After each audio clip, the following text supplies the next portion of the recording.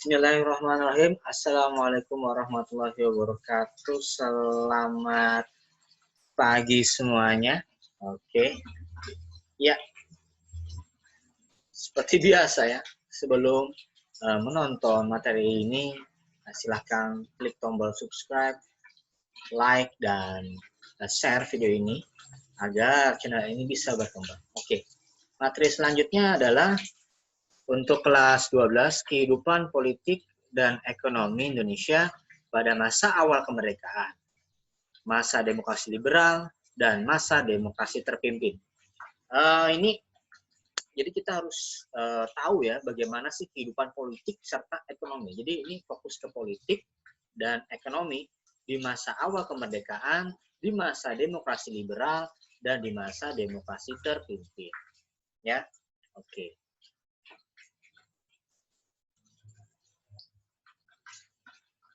Iya.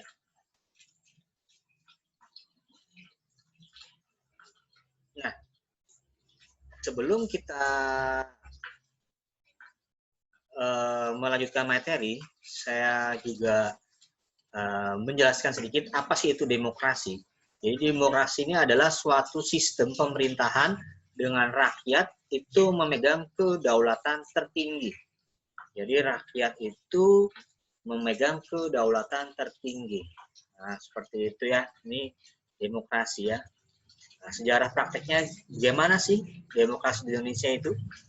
Demokrasi ini pertama kali diterapkan di Yunani kuno oleh Polis Athena.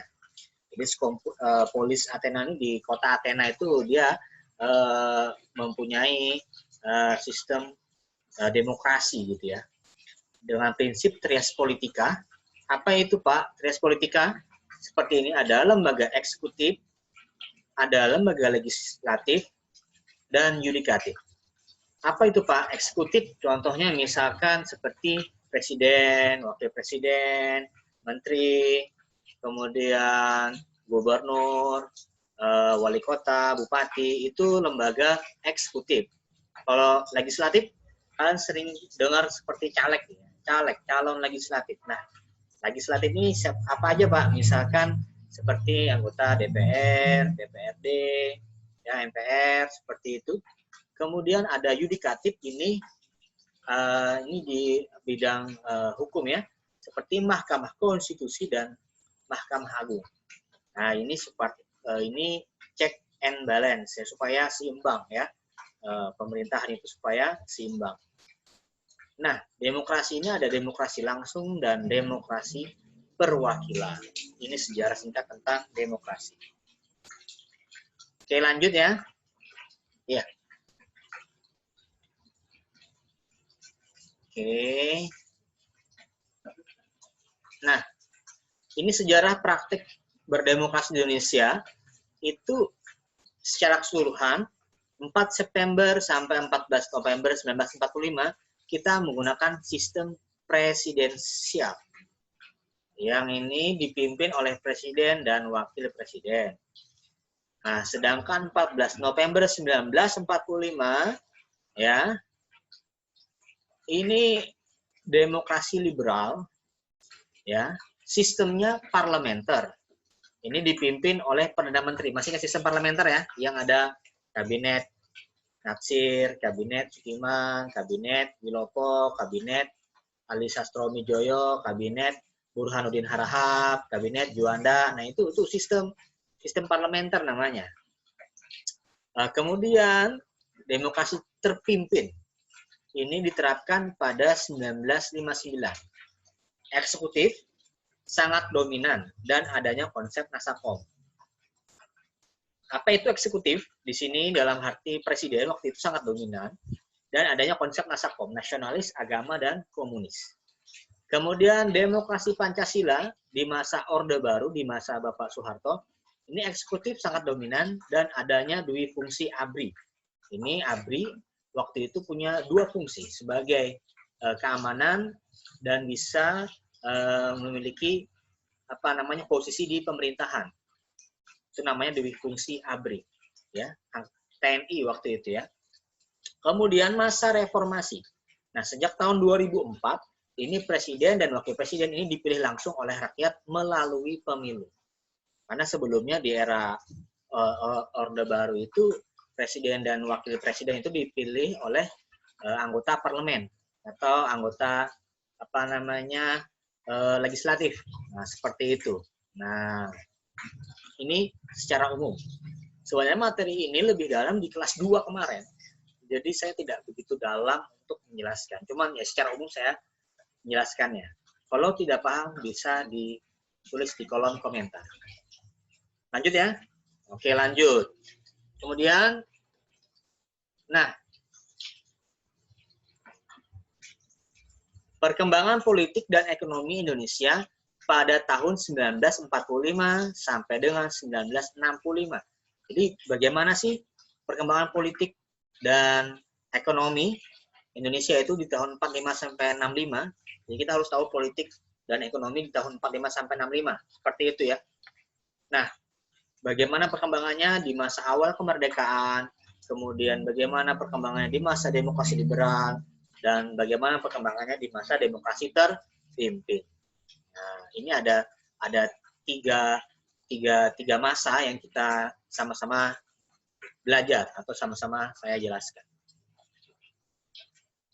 Oke, yang pertama, bagian 1, bagaimana perkembangan politik dan ekonomi dan demokrasinya tentunya di masa awal kemerdekaan.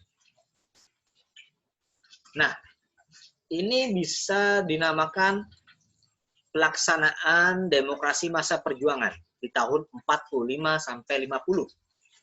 Jadi kita kan merdeka 17 Agustus 1945. Nah, di situ juga kita merancang demokrasi kita. Ya.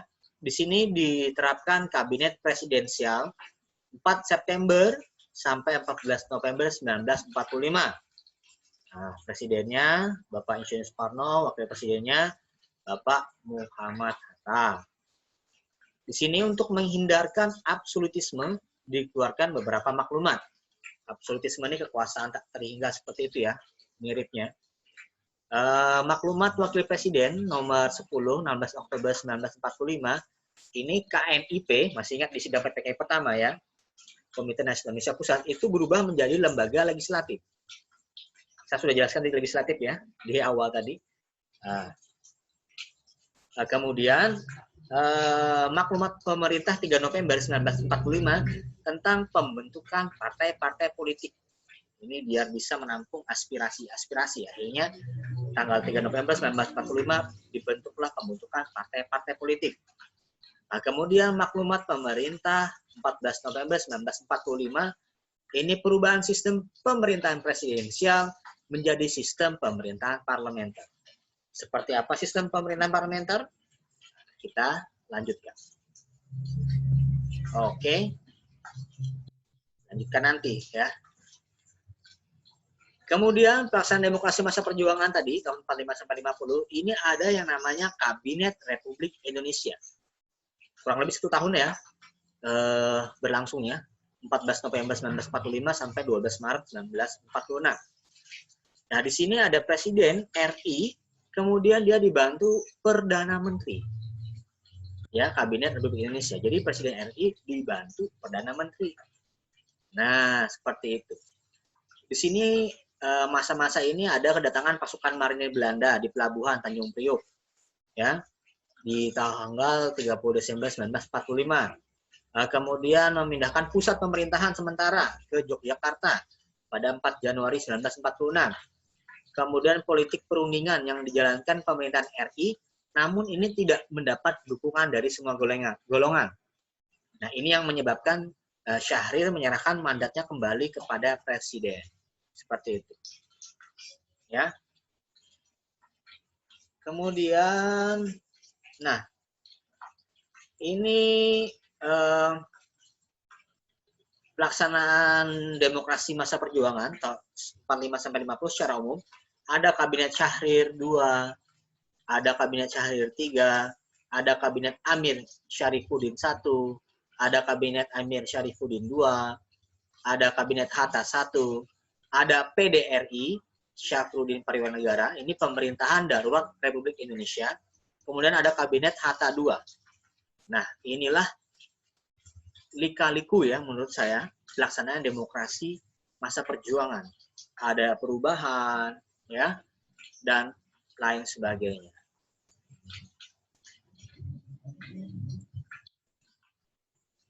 Nah, yang paling penting di masa demokrasi masa perjuangan ini tahun 45-50 di awal kemerdekaan tentunya ya. Ini yang menarik adalah kita pada saat itu tentara Belanda menguasai Yogyakarta pada 19 Desember 1948. Ini agresi militer ini ya, agresi militer Belanda ya. Nah, para pemimpin pemerintah ditangkap waktu itu. Nah, agar Republik Indonesia ini kan bisa tetap ada pemerintahannya, karena waktu itu pemimpin kita ditangkap, lalu Bapak Soekarno meminta untuk dibentuk PDRI, Pemerintahan Darurat Republik Indonesia di Bukit Tinggi, ya. Ini diamanatkan kepada Syafruddin Prawiranegara, seperti itu, PDRI, ya, pemimpin PDRI. Lanjut ya, oke lanjut. Nah, peristiwa penting selanjutnya di masa perjuangan 45 sampai 1950, di sini ada yang namanya kabinet ke-9 dipimpin oleh Mr. Susanto Tirto Projo. Kabinet ini sering juga disebut kabinet peralihan. Kabinet ini dibentuk dan mulai bekerja ketika Perdana Menteri Muhammad Hatta bersama dengan menteri-menterinya diangkat menjadi kabinet RIS pada 20 Desember 1949 sampai 6 September 1950. Nah, seperti ini kabinetnya ya. Oke. Lanjut. Bagian kedua, masa demokrasi liberal. Nah, yang tadi saya janjikan, apa itu sistem parlementer? Nah, di sini. Nah, di sini ya, ini sistem parlementer seperti gini. Jadi sebuah kabinet itu dia dipimpin sama satu orang. Dia ada kayak kabinet Natsir, nanti ada kabinet Sukiman, kabinet Wilopo, kabinet Ali Sastromijoyo, kabinet Burhanuddin Harahap. Ini namanya sistem parlementer ya, masa atau demokrasi liberal. Seperti itu. Kabinet Natsir. Ini Kabinet Natsir ini juga kita Indonesia masuk PBB, pertama kali masuk PBB ya. Nah, kabinet ini dianggap gagal karena tidak mampu menghadapi pemberontakan yang dilakukan Kartosuwiryo dan tidak bisa menyelesaikan masalah Irian Barat. Cuman kurang lebih 1 tahun ya. Dan kemudian Kabinet Sukiman. Kabinet Sukiman ini didukung oleh Koalisi Masyumi dan PNI. Kabinet Sukiman ini dianggap gagal juga karena tidak bisa mengatasi gerakan Kartosuwiryo yang DITII. Ya, di pertemuan sebelumnya sudah saya jelaskan. Kalau masih belum jelas lagi, silahkan cek videonya di YouTube saya di playlist, cari lagi tentang disintegrasi ancaman bangsa. Kemudian Kabinet Sukiman ini juga dianggap melakukan kerjasama MSA, Mutual Security Act, dengan Amerika. Dianggap tidak bisa melanggar politik bebas aktif. Karena kalau ikut MSA berarti kita mengikut blok barat ya waktu itu. Karena kalau kita melaksanakan politik bebas aktif berarti kita tidak boleh memihak blok barat maupun blok timur. Ini Kabinet Sukiman. Kemudian Kabinet Wilopo ini juga kurang lebih 1 tahun juga. Kabinet ini dinilai gagal karena tidak bisa melaksanakan demobilisasi, ini mengurangi jumlah tentara dari 200.000 menjadi 100.000. Dan berkembangnya gerakan separatis membuatnya harus menyerahkan kekuasaan. Gerakan separatis ini seperti gerakan yang pemberontakan itu ya, yang memisahkan diri ya, yang seperti yang mengancam disintegrasi. Seperti Kartosuwiryo, RMS, kemudian DITII itu juga macam-macam gerakan separatis. Kemudian setelah Kabinet Wilopo lanjut lagi Kabinet Ali Sastromijoyo. Di sini di tempat kabinet ini juga pernah berlangsung Konferensi Asia Afrika di Bandung, ya. Namun kabinet ini juga dinilai gagal karena masih tetap gerakan separatis masih ada dan juga belum menyelesaikan masalah Irian Barat. Nah, seperti itu. Kemudian kabinet Burhanuddin Harahap Agustus 1955 sampai Maret 1956. Di kabinet Burhanuddin Harahap ini kita Indonesia melaksanakan pemilu pertama kali di tahun 1955. Nah, kabinet Burhanuddin Harahap ini juga tidak bertahan lama ya. Nah, kemudian ini yang sebenarnya ada juga kabinet Juanda, itu sistem Zakhen kabinet ya. Selanjutnya ini kebijakan ekonomi di masa liberal itu seperti apa kebijakan ekonominya? Tadi kan politik sudah, politik tadi yang itu tadi, gonta ganti kabinet itu sudah sistem politik itu dan partai-partainya tadi ya. Kemudian sekarang kita berbicara tentang kebijakan ekonominya di masa demokrasi liberal. Di sini ada Sumitro Joyo Hadikusumo ini merancang gerakan benteng. Apa ini Pak gerakan benteng? Gerakan benteng ini pemerintahan pada saat itu memberikan modal usaha kepada bangsa pribumi. Nah, ya. Namun ternyata program ini kan berhasil selama 3 tahun ya. Ada 7 usaha pribumi memperoleh bantuan kredit ya. Jadi kayak usaha orang-orang kita itu dikasih modal buat usaha nih ya untuk apa namanya untuk setidaknya bisa bersaing dengan pengusaha non pribumi atau usaha asing. Namun dalam prakteknya ternyata orang-orang kita itu konsumtif, dia tidak bisa memutar modal itu dengan baik. Akhirnya ya program ini tidak berjalan dengan baik. Nah, seperti itu. Ini ekonomi gerakan benteng. Kemudian bagian ketiga, masa demokrasi terpimpin. Nah, ya. Apa itu demokrasi terpimpin? Ya. Pelaksanaan masa demokrasi terpimpin ini di tahun 1959 sampai 1965. Demokrasi terpimpin itu adalah demokrasi yang dipimpin oleh dikomandoi oleh satu orang kalau menurut saya. Ya, seperti itu. Di sini demokrasi terpimpin ini di masa Insinyur Soekarno. Nah, kegagalan konstituante dalam membuat undang-undang dasar yang baru membuat lembaga ini dibubarkan dan membuat Insinyur Soekarno mengeluarkan dekret 5 Juli 1959 serta kembalinya ke Undang-Undang Dasar 1945. Nah, di masa demokrasi liberal tadi yang sistem parlementer tadi, itu kan ada konstituante. Siapa Pak konstituante? Konstituante adalah orang-orang yang membuat rancangan undang-undang. Nah, negara kita ini mau dibikin kemana nih negara kita nih waktu itu ya. Nah, namun tidak terjadi kesepakatan. Akhirnya Bung Karno mengeluarkan dekret 5 Juli 1959 yang intinya Undang-Undang Dasar kita kembali ke 1945. Nah, seperti itu. Ya, kemudian konstituante itu dibubarkan. Nah, selanjutnya dalam pidatonya pada peringatan Hari Kemerdekaan 17 Agustus 1959, Bapak Insinyur Soekarno menguraikan tentang ide dari demokrasi terpimpin yang dinamakan Manifesto Politik atau Manipol. Ini pembacaan dekret Presiden 5 Juli 1959. Ya, ya.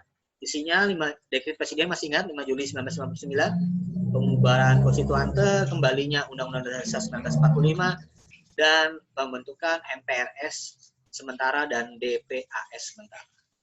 Seperti itu ya. Masa demokrasi terpimpin.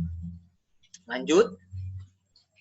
Kemudian ideologi ini ditambahkan kata USDEK yang merupakan akronim dari Undang-Undang Dasar 1945, Sosialisme ala Indonesia, Demokrasi terpimpin, Ekonomi terpimpin, dan Kepribadian Indonesia. Jadi USDEK kayak seperti singkatan gitu ya. USDEK, Undang-Undang Dasar 1945, Sosialisme ala Indonesia, Demokrasi terpimpin, D-nya, E-nya Ekonomi terpimpin, dan K-nya Kepribadian Indonesia. USDEK gitu ya.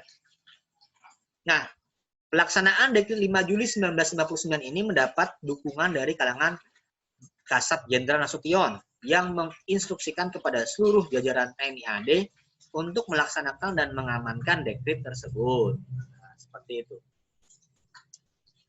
Oke, lanjut ya. Oke. Nah, ini pelaksanaan masa demokrasi terpimpin.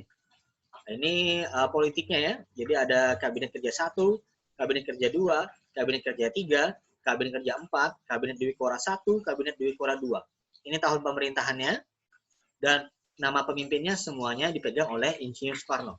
Karena ini tadi saya bilang, demokrasi terpimpin tadi. Ya. Lanjut. Nah, ini beberapa hal penting di masa demokrasi terpimpin ini adalah kekuatan politik ini pada masa demokrasi terpimpin berpusat pada 3 kekuatan, yaitu Bapak Insinyur Soekarno, TNI AD, dan PKI.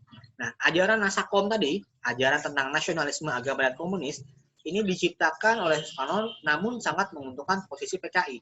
Sebenarnya menurut saya, niat Bapak Soekarno ini baik gitu ya, membuat supaya nasionalis, agama, dan komunis ini bisa seimbang gitu. Namun, faktanya, ternyata komunis itu juga